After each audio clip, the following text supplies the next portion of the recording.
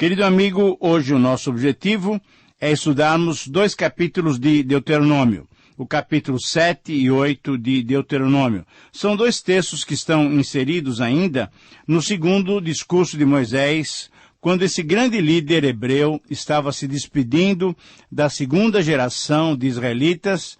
Essa geração queria herdar a terra prometida, queria herdar Canaã, a terra da promessa. Como você deve se lembrar pelos programas passados, Moisés estava derramando o seu coração, quase que implorando a esses novos israelitas que não abandonassem o Senhor, que obedecessem. Para quê? Para que assim pudessem usufruir das bênçãos que, além da posse da terra, Deus tinha prometido aos seus antepassados. A ênfase dada nesse ponto em diante é ao amor e à obediência. Podemos dizer que a ênfase não é mais dada na lei, mas sim ao amor e obediência. O amor a Deus por Israel não era devido a alguma boa qualidade que Israel tivesse, não. Diante de Deus, Israel não era uma nação superior a qualquer outra. O amor de Deus por nós não é porque temos algum mérito diante dele. Deus é misericordioso e gracioso, de forma que o que Deus faz por nós, Ele faz porque nos ama. Mas Ele espera receber algo em troca por seu amor. Ele espera receber, por seu amor, a nossa obediência, que é uma prova do nosso amor a Ele. Então, ao estudarmos o capítulo 7 de Deuteronômio, podemos ter como título a seguinte expressão: as ações divinas em favor do seu povo. Essa expressão nos faz antever que Deus agia e ainda age em nossos dias em nosso favor. Essa é uma garantia que podemos e queremos ter, pois em meio a uma vida com tantas experiências e tribulações, é grande segurança sabermos do agir de Deus em nosso favor. Mas para termos essa segurança, é preciso identificarmos essas ações divinas. Por isso, o desafio proposto pelo texto pode ser apresentado através da seguinte frase: todo ser humano temente a Deus deve identificar as ações divinas em favor do seu povo. Eu repito, essa frase é a frase resumo do capítulo 7. Todo ser humano temente a Deus deve identificar as ações divinas em favor do seu povo. Assim, depois de resumirmos o texto nessa sentença, ao analisá-lo detalhadamente agora, verificamos então 7 ações divinas em nosso favor. Em primeiro lugar, vemos que Deus expulsa os nossos inimigos, versículos 1 a 6. As ações divinas em nosso favor demonstram seu cuidado por nós, mas demonstram também a justiça de Deus sendo cumprida. Com base em Gênesis 15:16, os juízos e a justiça divina cairiam sobre os hititas, os girgazeus, os amorreus, os cananeus, os ferezeus, os heveus e os jebuseus, 7 nações maiores e mais poderosas de Israel, que ocupavam o território da Palestina. Por quê? Porque eles eram idólatras e já por muito tempo estavam agindo em desacordo com a vontade de Deus. Era Deus quem os expulsaria da Palestina, e o fato de serem mais poderosos que Israel exaltava ainda mais as boas ações divinas, pois além de derrotar essas nações, o Senhor faria isso através do próprio povo de Israel. A ordem, então, para Israel destruir essas nações era um alerta para que não se relacionassem de forma alguma com eles. Era uma questão de destruir ou então ser destruído. Era uma questão de ser contaminado ou viver em santidade diante de Deus. Se os israelitas se associassem com esses povos, estavam admitindo a existência e a realidade desses ídolos como um Deus em lugar do único Deus Yahvé, Criador dos céus e da terra. Mas alguém poderia questionar, por que eliminar todos os habitantes dessas nações, se através do casamento, de outras associações, muitos deles poderiam chegar até ter fé em Deus? Ora, embora esse seja até que um raciocínio lógico, a tendência humana é afastar-se de Deus. Portanto, assim como tinha experimentado a tentação e tinha nela caído, conforme Números 25, 1 a 5, quando Israel adorou a Baal Peor, era necessário que Israel eliminasse esse risco do seu convívio na nova terra. O risco que Israel corria era também o de ser eliminado por Deus, porque se eles caíssem no pecado da idolatria, isso aconteceria também com eles. Ora, diante disso, o casamento misto e qualquer outra associação estavam proibidos, como ainda estão proibidos para nós cristãos nos dias de hoje, conforme lemos em 2 Coríntios 6, 14 até 7:1. Os altares, os postos ídolos, as colunas sagradas, as imagens de escultura, todos esses objetos da falsa adoração deviam ser queimados e destruídos. Tanto a idolatria quanto os idólatras deveriam ser destruídos. Israel era um povo santo ao Senhor. O privilégio de Israel representar a Deus era grande demais, era enorme. Ele tinha sido escolhido para ser o tesouro pessoal de Deus dentre os demais povos de toda a terra. Assim como Israel, nós, cristãos, somos o tesouro particular de Deus, e assim o nome de Cristo que está sobre nós não deve se associar com qualquer tipo de rito que não seja verdadeira adoração a Deus em espírito e em verdade. Em segundo lugar, vemos que Deus ama o seu povo sem qualquer merecimento. Isso nós encontramos nos versículos 7 e 8. Moisés relembrou, então, aos israelitas da segunda geração a razão pela qual Deus agia dessa maneira para com eles. Deus prometera por juramento, desde os seus antepassados, dar-lhes aquela terra. Deus prometera que seria uma terra muito boa, que tinha leite e mel. E Deus também se comprometia em expulsar os inimigos de Israel dessa terra. Mas por que ele faria tudo isso? Israel teria algum merecimento? Não, você sabe que não. Israel era mais numeroso que outros povos? Também não era por isso. Israel era mais poderoso do que outros povos? Também não. Israel já tinha experimentado a sobrenatural manifestação divina nas 10 pragas contra o Egito. Israel fora livrado da mão opressora do Egito. Israel fora liberto da escravidão do faraó porque Deus o amou. Nas palavras literais do verso 8, porque Deus, o Senhor, vos amava. Temos que aprender e nos alegrar diante de Deus que é somente por seu amor, é somente por sua graça que temos as suas bondosas ações em nosso favor. A escolha divina é sempre uma atitude que, para a mente finita do homem, é incompreensível. Mas como o Senhor Jesus mesmo falou, não fosses vós que me escolhesses a mim, pelo contrário, eu vos escolhi a vós outros, João 15,16, sem merecermos, mas por sua maravilhosa graça, Deus nos amou, Deus nos ama e Deus nos amará eternamente. Alegremo-nos, pois, no Senhor. Em terceiro lugar, vemos que Deus é fiel à aliança firmada nos versículos 9 a 11. Moisés queria então que a segunda geração conhecesse ao Senhor como o Deus fiel que guarda a aliança e a misericórdia até 1000 gerações aos que o amam e cumprem os seus mandamentos, conforme o versículo 10. Deus é digno de confiança, Deus sempre cumpre fielmente a sua promessa e, além disso, por Deus ser eterno, ele guarda a sua misericórdia até por 1000 gerações para com aqueles que lhe obedecem. Por outro lado, aqueles que o desprezam, Deus também retribui, porém com destruição.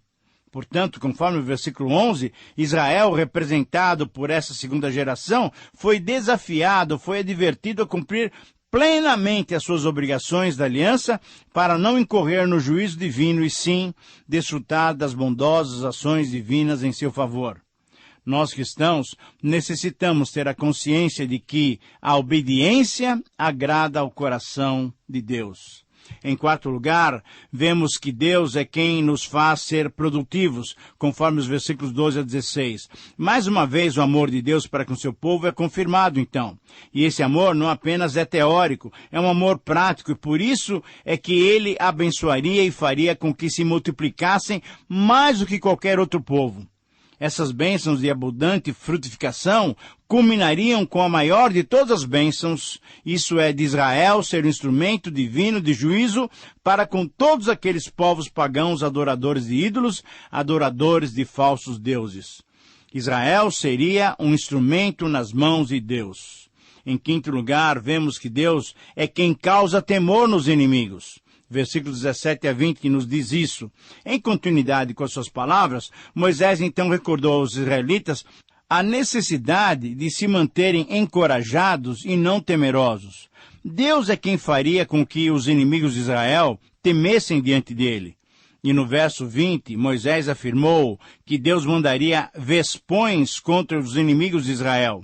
Enquanto alguns interpretam esses vespões como o exército do Egito e outros exércitos até levantando-se um contra o outro, conforme Deus havia prometido em Êxodo 23, 28, Moisés agora confirmava a promessa da vitória divina sobre os povos inimigos através do terror e dos flagelos climáticos, sim. Esse processo vitorioso aconteceria enquanto os israelitas se multiplicassem e fossem habitando então todo o território. É necessário crermos ainda hoje nesse maravilhoso poder divino. Em sexto lugar e penúltimo lugar, agora no capítulo 7, nos versículos 21 a 24, vemos que Deus é sempre presente com seu povo. É digno de nota o cuidado divino em relação aos detalhes de tudo que Israel enfrentaria. A estratégia divina previa cada detalhe. Uma vitória repentina e rápida de Israel faria com que as feras do campo se multiplicassem, conforme lemos no versículo 22.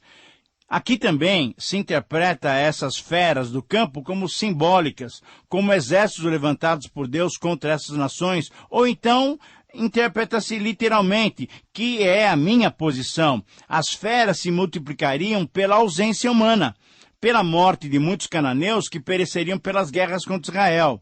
Ora, diante disso, podemos perceber nesses detalhes o cuidado, a proteção de Deus em cada detalhe da ocupação de Israel na Palestina.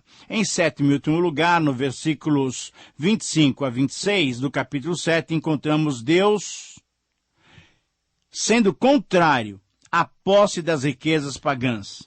Moisés então lembrou à segunda geração que mesmo o ouro ou a prata não deveriam ser cobiçados porque, mesmo sendo metais preciosos, esses metais estavam recobrindo as imagens de escultura, abominações contra Deus. Deus é Deus zeloso pelo seu povo e pelo seu próprio nome, pela sua própria santidade, e nada que possa desviá-lo da mais pura adoração, mesmo que seja muito valioso, deve macular a nossa comunhão com ele. Muito bem, Moisés mostrou de modo bem claro os passos para a possessão da terra e os passos para a separação do pecado. Essas 7 ações divinas em favor do seu povo eram a garantia de que Israel herdaria as antigas promessas feitas aos seus antepassados. Nós cristãos podemos também estar seguros de que as promessas divinas serão cumpridas em nossas vidas. Agora então temos diante de nós o conteúdo do capítulo 8 de Deuteronômio. São 20 versos de um conteúdo riquíssimo que tem me abençoado particularmente, pessoalmente, em muitas ocasiões. Esse conteúdo também pode ser dividido em 7 porções, mas podemos considerar como seu título os reconhecimentos devidos a Deus. Os reconhecimentos devidos a Deus. A sentença desafiadora proposta para quem deseja se aprofundar no conhecimento desse conteúdo pode ser expressa da seguinte frase: todo aquele que teme a Deus deve reconhecer as suas bondosas manifestações. Veja bem, nessa frase nós estamos resumindo todos os 20 versículos do capítulo 8 de Deuteronômio. Todo aquele que teme a Deus deve reconhecer as suas bondosas manifestações. E analisando esses versos, nós vamos encontrar 7 reconhecimentos que devemos fazer. Em primeiro lugar, devemos reconhecer a prioridade da obediência, versículos 1 e 2. A ênfase nas palavras de Moisés agora conduzia o povo a lembrar do passado e aguardar com confiança o futuro. Veja só esses verbos: viver, multiplicar, entrar e possuir a terra eram as propostas divinas para Israel.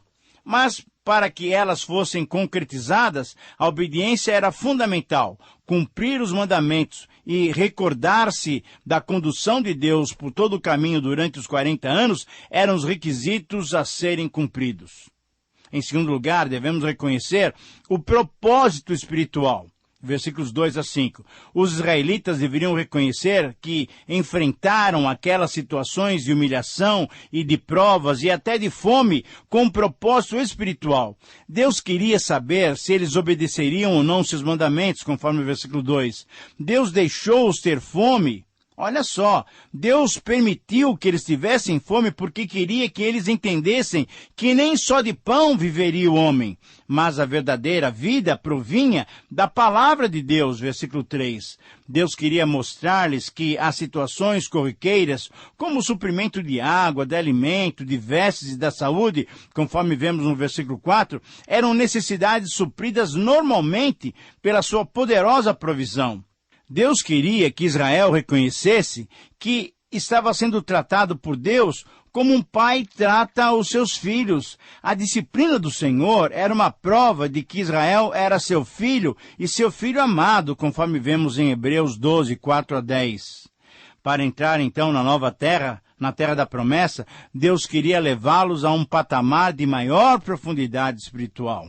Em terceiro lugar, nos versículos 6 a 9, devemos reconhecer a produção material, vinda do Senhor. Nesses versos, Moisés estava mostrando que a terra que Deus lhes daria era uma boa terra. Era uma terra com ribeiros de água, com fontes, com mananciais, com vales, com montanhas. Uma terra de trigo, cevada, videiras, figueiras, romeiras, oliveiras, mel e pão. Uma terra com ferro e cobre. Na verdade, uma boa terra. Mas eu sei que alguém deve estar pensando, quando se vê essa descrição de abundância e fartura e o solo seco de Canaã, percebe-se que talvez haja algum engano. Temos, porém, que reconhecer que, embora não seja comparada com as regiões mais produtivas dos dias atuais, para Israel, naqueles dias, para Israel que tinha saído do Egito, que dependia totalmente das águas do Nilo, e para Israel, que tinha passado os últimos 40 anos no deserto, num solo arenoso, certamente, mas com certeza absoluta, a terra de Canaã era de fato uma terra abençoada, uma terra que simbolicamente lhes daria leite e mel, isso é, uma terra produtiva. Moisés fez com que aquela geração, então, entendesse e se conscientizasse de que toda essa bênção era decorrente da bondade de Deus. Israel e nós devemos reconhecer que também as bênçãos materiais são frutos da graça de Deus. Em quarto lugar, devemos reconhecer o progresso concedido por Deus, versículos 10 a 14. Israel não poderia, não deveria se esquecer. Veja a ênfase sobre não esquecer e se lembrar nos versos 2, 11, 14, 18 e 19. Isso era uma ênfase clara. Israel deveria lembrar-se e não poderia esquecer-se do progresso concedido por Deus. Ora, depois de comerem e se fartarem, depois de terem edificado casas boas e morarem nelas, depois de multiplicarem os seus rebanhos e depois de progredirem financeiramente com o aumento do ouro e da prata, Israel não deveria se orgulhar e se esquecer de Deus, não cumprindo seus mandamentos. Assim como Israel, que deveria ser sempre grato ao Senhor porque fora liberto da terra do Egito, da casa da servidão, nós que fomos libertos da escravidão do pecado, devemos ser sempre gratos a Deus pela maravilhosa salvação e pela possibilidade de continuarmos a desfrutar da sua graça no desenvolvimento da nossa peregrinação cristã. Em quinto lugar, devemos reconhecer a proteção física que o Senhor nos dá. É muito interessante percebermos como cada detalhe fora lembrado por Deus e por Moisés essa segunda geração. Nesses versos, a proteção física foi exaltada. Deus proveu o livramento das serpentes abrasadoras, dos escorpiões, da seca e da fome. Deus lhes deu água que brotou da rocha e pão que caiu do céu, o maná, com o propósito de prová-los, de provocar neles humildade e dependência do próprio Deus. Conforme o versículo 16, o maná era totalmente desconhecido pelos seus pais. E Deus queria demonstrar assim, e assim o fez, que para ele não há impossíveis. Quando faltou água, da rocha veio a água. Quando faltou pão, do céu veio o pão. Ah, querido amigo, o agir de Deus é sobrenatural. Precisamos crer nessa verdade. Em sexto lugar, devemos reconhecer as promessas concretizadas. Deus é Deus fiel. Conforme vimos em Números 25, Deus queria e ainda quer que nós não digamos que foi a nossa força e o nosso poder que conquistaram todas as riquezas. Não. Deus quer que reconhecemos que a sua proteção física e a sua força que Ele nos dá é que nos faz conquistar as vitórias que temos. Em sétimo e último lugar, devemos reconhecer, então, a primazia divina em nossas vidas. Primazia significa o primeiro lugar, significa lugar de destaque, o lugar de importância. E é esse o lugar que o Senhor Deus deve ocupar em nossas vidas e em nosso coração. Ao entrar e possuir a nova terra, a terra da promessa, a terra que fora dada já antecipadamente a Abraão, Isaque e Jacó, a nação israelita deveria cumprir com certos requisitos, pelo menos 5. Não poderia se esquecer de Yahvé, não poderia andar após os outros deuses, não poderia servir a outros deuses, não poderia adorar a esses falsos deuses e não poderia deixar de obedecer à voz do Senhor. A advertência final era para priorizarem o Senhor, para que não perecessem como pereceriam aquelas nações que o Senhor estava destruindo para dar-lhes a terra. Deus é Deus zeloso e quer exclusividade. Bom, nós precisamos entender isso, precisamos aprender isso, precisamos viver isso. E assim, conforme o Senhor tem nos falado, Ele quer ser o primeiro em nossos corações. Que Deus o abençoe nesse propósito, que espero seja o seu também. É o meu e espero que seja de cada um dos que me ouvem nessa hora. Colocar Deus em primeiro lugar. Finalizamos assim mais um tempo de estudo. Estamos chegando no final desse período com muita gratidão em nossos corações. Foram lições, desafios, advertências e promessas maravilhosas. Espero que Deus te capacite para incorporá-las no teu viver diário, que você possa aplicá-las na sua vida e assim testemunhar do Senhor. Escreva para nós contando como você aplicou esse estudo em sua vida. Para nós é importante esse retorno, esse contato com você. Que Deus te abençoe e um grande abraço.